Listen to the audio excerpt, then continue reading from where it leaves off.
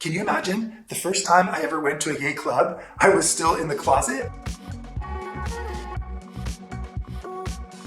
Happy Pride! I know that the time of year in which different countries celebrate their Pride celebrations can vary depending on the country, the hemisphere, but a lot of countries do it definitely in June or the summertime. So this could be valid for whatever time of the year. And also, honestly, I don't think that we need to limit ourselves to being proud of who we are and fighting for equality just to 1 month of the year. You know, for me, it's like a year-round thing, and it's becoming even more important nowadays with shifting governments and the trend towards conservatism or fascism in different parts of the world. So we got to stay vigilant because we can't just rest on what we've fought for this long. And I've been fighting for a long time.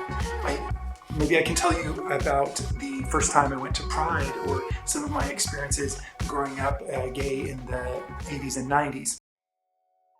Let's make some pride-colored bracelets that are all the colors of the rainbow. Well, some of them, the ones that I had, using different beads that I found, incorporating used necklaces and different materials, trying to make some kind of elastic bracelets that I can layer up and stack up in different combinations. But I'm going to be doing it in a rainbow combination so that I have some fun pride looks for you. I can also share some of my other rainbow-themed pride crafts or DIY projects with you, or inspiration, like this sculptural pride neck piece that took me forever, but it really made an impact, and I love having it and looking at it as a work of sculpture. Also made from predominantly thrifted beads from necklaces or some wood beads that I had to paint myself to make it into this very bulbous kind of organic shaped neck piece that to me feels like pride meeting some sort of fantasy or science fiction outfit. But like with many things, you know, when they say on the airplane, when they say you have to put on your own mask before you help others, I think a lot of us go through this process where we have to kind of learn to put on our own oxygen masks in order to become comfortable and confident in ourselves as we grow up in a world that might not accept us or might even hate us or want to do us harm, and fighting off different negativity and psychological issues that are caused more by society not accepting us than just our own adolescence or growing up like other people do. It makes me think back to the first time I ever went to a gay club, but I didn't actually come out. I will always be thankful to one of my great friends and straight allies who was the captain of the women's track and cross country teams, and I was the captain of the men's track and cross country teams in high school. And she was pretty open-minded, very progressive. I was still finding myself and questioning my religious beliefs, but one of our good friends who was more conservative, especially when it comes to things like sexuality, he was one of my good friends who was from Jamaica, where they traditionally have a culture of being very homophobic. And she was his girlfriend. So one of my best friends was conservative, homophobic Jamaican, and his girlfriend was very liberal, Greek American, super smart and super fast. She was like the city champion for the mile. And she also just happened to be like amazingly good at math and is still brilliant today. She asked me to help her show a gay club that she had been going to with her straight female friends to our very homophobic Jamaican friend who was her boyfriend. And she wanted my help, thinking that I was a bit more open-minded, to go with her where she had been going, because they would let kids in under age 21, maybe, I don't know if they didn't check IDs or something like that, I can't remember exactly, but it was a place where girls could go and feel safe and not have to have the ID to go into clubs like many people do in America. You have to be over 21. So my friend asked me if I would go with her to this gay club, thinking that I was straight, but just that maybe I'd be open-minded, in order to show her boyfriend, who was Jamaican and very homophobic, that it was a safe place for her to go, that it wasn't like maybe what he might have thought. And she asked me, and I thought maybe she had some kind of clue, but she didn't seem to. And afterwards she said, no, I didn't think you were gay. I just thought you might be more open-minded, and help me kind of introduce this clubbing experience that she'd been doing secretly because she didn't want to get in trouble with her boyfriend. So she asked me if I would go with her and some straight female friends and our two straight friends to go with her to this club. So I went with all my straight friends to this gay club, and I just stayed with them. My heart was racing. I was thinking, are they going to find me out? Is it going to be something that I give away? I can't look too interested in other people there. But I'll always remember the first time I saw two good-looking young guys kiss each other in this club. And I was like, wow, I didn't even know that there were people like that out there that were kind of like me, or that could be like me, or at least a variety of people, that there was other people out there who seemed happy and healthy and just living their lives. And sometimes our best demonstration of pride is sometimes just living as ourselves, somewhat openly, and sharing our experiences with others, like I'm doing now on the internet.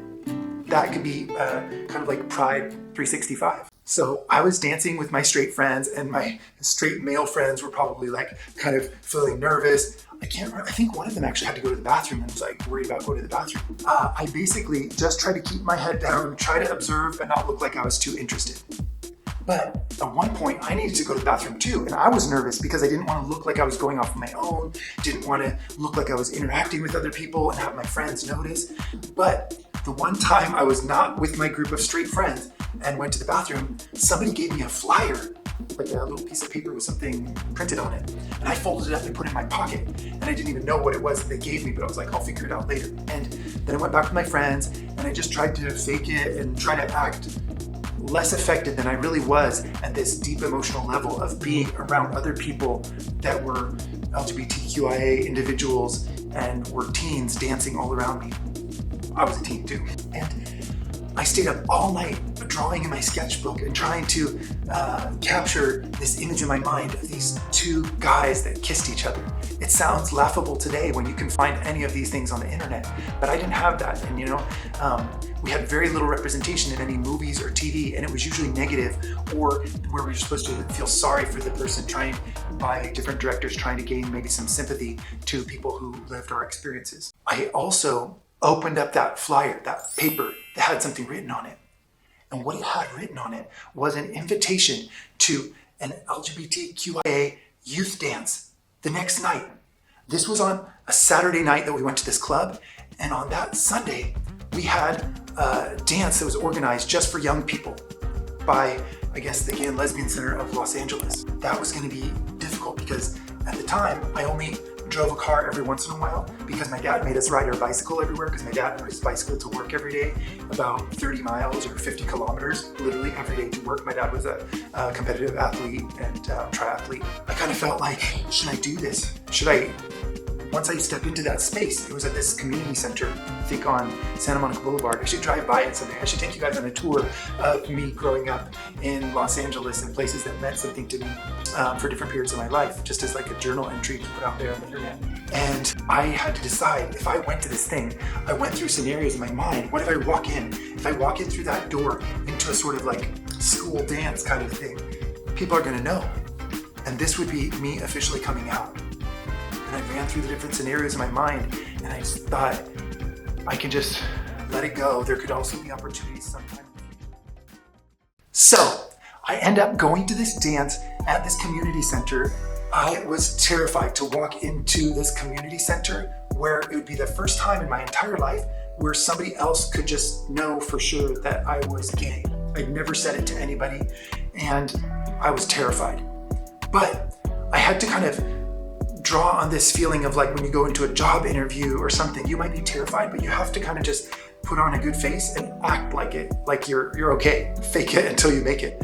I went in there and I was like, I'm gonna stand up tall, and I was thinking, who's gonna be there? They're gonna be weird and perverted or scary or lecherous. I don't know, they're gonna grab me or something. But I was like, I'm strong, I'm fast. I was one of the fastest people in Los Angeles at the time. And I think that I can get away pretty much if I needed to. So I went in there just kind of with my defenses up, but also with my kind of like curiosity feelers out. And I get in there, and it wasn't really full. There were not that many people there, and but there were some young people, and some were sitting, some were dancing a little bit, and I just walked in and tried to act like I was supposed to be there. And it's funny how going to church dances for the Mormon church, where we had this strict code of like, you had to be able to fit a Bible between you when you were dancing. We had to sign this thing, like a sort of honor code thing every time we went to Mormon church dances. And, but I kind of felt like it gave me a little bit more confidence going into this sort of dance situation. And I was not bad for a white boy dancer back in the 90s.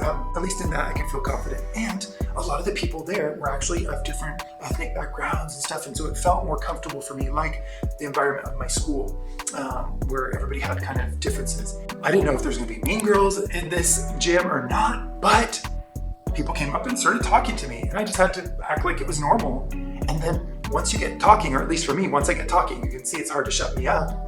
And then I just started talking to people and then kind of letting things out a little bit gradually. And then they kind of like, oh, so this is your first time here? And I said, yes. And they said, well, afterwards, after the dance, let's go to West Hollywood. And I was like, oh, I'm not sure. I didn't know like how much time I wanted to spend with these people or commit, because I was still a little bit scared. And I was like, why are we going to go to the western part of Hollywood? And they're like, well, because there's gay bars. And I was like, what? They're like, yeah, there's a whole street that has like gay stuff on it. I was like, what? I had no idea there's a whole gay part of Los Angeles. I hung out with them, and I remember one of the first guys that I met and who I thought was cute, he had these amazing green eyes. His name was Angel. And it was kind of symbolic, almost like a little halo forming behind me in the window right now. I can see your halo. Well, Angel, it's kind of funny actually, when I make this connection, his name was literally Angel. And he had these amazing green eyes, and he was kind of a light-skinned black guy with beautiful curly hair, and just like really gorgeous, you know? And I was like, wow, he's really hot too. And I met another guy who was really cute. Foreshadowing, if I tell you another story, his name was Elijah. And now when I think about it, literally these names sound like they're made by some kind of script writer or screenwriter kind of person, because Angel and Elijah, which is like a prophet's name, were the ones who kind of led me into this rainbow-colored Emerald City, Young Brick Road, over the rainbow experience. I was led by a prophet and an angel into the rainbow world that would then define my life in many ways and lead me to this kind of fantastical experience that I'm now appreciative of. This wonderful Technicolor life that I live. We go and talk about our different issues. Even though we were in high school, we had some kind of outlet, and it was so important. That led me to so much self-discovery and reflection. Before I ever did anything physically with another guy, I was able to then meet different people, hear their experiences, and I would just like watch and observe and listen. And I was kind of uptight, but I kept safe, and I'm still alive. And I didn't think I would be, you know? I kind of felt like I might not live past 30, but that was the life that maybe I was gonna risk it all, you know? We do weird things to try to find somebody, you know? We each have different levels of risk we're willing to take. And I think a lot of us in that time felt like it was a question of life or death. And would we choose the risk of death or of an early death to hopefully find love? And I think most of the people said yes. And those who didn't, you know, everybody makes their own decisions, you know, but sorry, I didn't want to get into the people who I knew who passed away at that time, because a lot of the people that I was going to the meetings with aren't even here now. I don't know if I want to put this on the internet, you know, but I think it's part of pride, at least for my generation, is that a lot of us didn't make it out alive.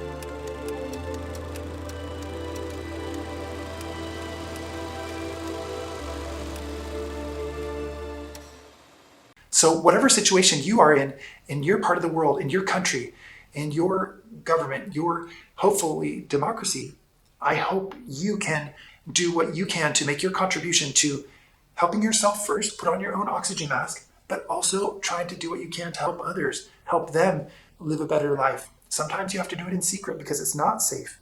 You're in a culture or country where it's criminalized. And my heart goes out to you. And I want you to know that we also, in other countries, want to do what we can to help you, whether it's through asylum. There's certain countries that will take you in if you come from a country where you're put at risk because of your sexual orientation or gender identity. Look on the internet. You can find those things out and try to find a place that will welcome you. So I hope wherever you are, you can remind yourself that not everyone enjoys these same privileges of being able to be open and being able to find love or companionship in different parts of the world. So there's always some place to work for progress. And if you're lucky enough to live in a place that has already made a lot of progress, then you need to work to try to keep that progress. So let's think about these things as we adorn different rainbow accessories and trying to make a better future for the people that come after us and to maintain the rights that we've already fought and won. Thank you so much for being here. I hope you're enjoying some of my creativity and crafting. And I do a lot of other colorful creative projects, including styling, home decor, different DIYs and upcycling. And I hope you will like this video and subscribe to see more.